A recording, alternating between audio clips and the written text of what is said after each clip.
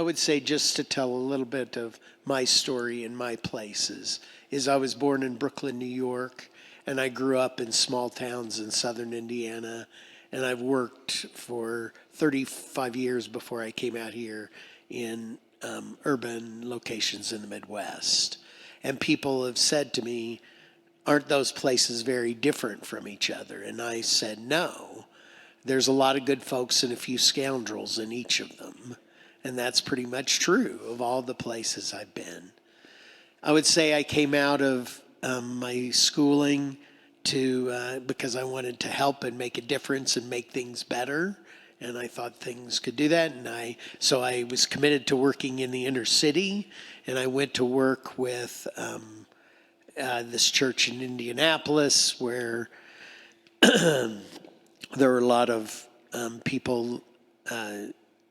It was a church in a neighborhood where white flight had happened and people had fled, and the remnant of people who remained in the church building were not the people who lived in the neighborhood anymore, and the people who lived in the neighborhood did not come to the church building except to get a Thanksgiving basket and a few other things. And I was there to run the programs, and the very first thing was the summer program, which was basketball for the boys and cheerleading for the girls. And very painfully, we changed it. We made art, drama, recreation, music, Bible study, history, math, violin lessons, 250 young people, 9 to 5 every day. The funders loved us. The church loved us. The volunteers loved us. Everybody thought this was good. But the last 9 months I was there in 1991, I did 9 funerals for young men under 25 years old in the 4-block radius around the church, and it kicked me in the ass. Here I am thinking I'm doing all this good work and things aren't better.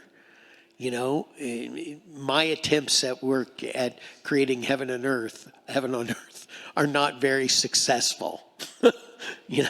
And things have got to be better, and we've got to find other ways to do this. In the process, of course, because what does a low-income urban community that's overwhelmingly African-American need more than a 26-year-old white guy with 19 years of education? That's the answer to our problems. This is the thing that will help and cure us. But to connect that to stuff here today is, I think we look to outsource the solutions to problems all the time. I have people all the time, can the church do this? Can the church do that? And I'm like, why can't you do this? Why can't you do that? There are more empty beds in homes in Boulder by a magnitude than there are people who don't have a place to sleep. And as someone who slept in rooms with lots and lots of other people, I much prefer a home with like 3 or 4 other people. I might want to pick the people, but I'd still rather do that. And it's not that would be the answer to everything, but we don't even think about it.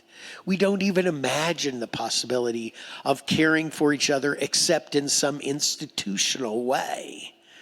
We have, a lunch here, as other churches do, one Sunday a month, but we have it in a space that we never eat at here together at the church because the people of the church wouldn't eat together in that space, and in the brightest, most beautiful room in the church building, we don't do that. We don't think about things like this. We think people, need food. And yet there are people in Boulder every year who die of loneliness. And there's nobody who dies here from starvation. And yet we don't even think about it or work at, listening to each other and talking with each other and caring for each other. So the thing I like about what Nesty and Travis and James and Lisa and Charlotte and all the folks around, Katie and Di and others around here doing is listening to each other. And I don't know what the answer is, but I think it comes through listening to each other. There's a new book out by a guy named Timothy Snyder. He's a historian. He wrote a book called On Tyranny, but he has a new book out called On Freedom. And and I was listening to an interview with him, and he said freedom is listening to other people. And I thought, well, that's a pretty good definition. I like that.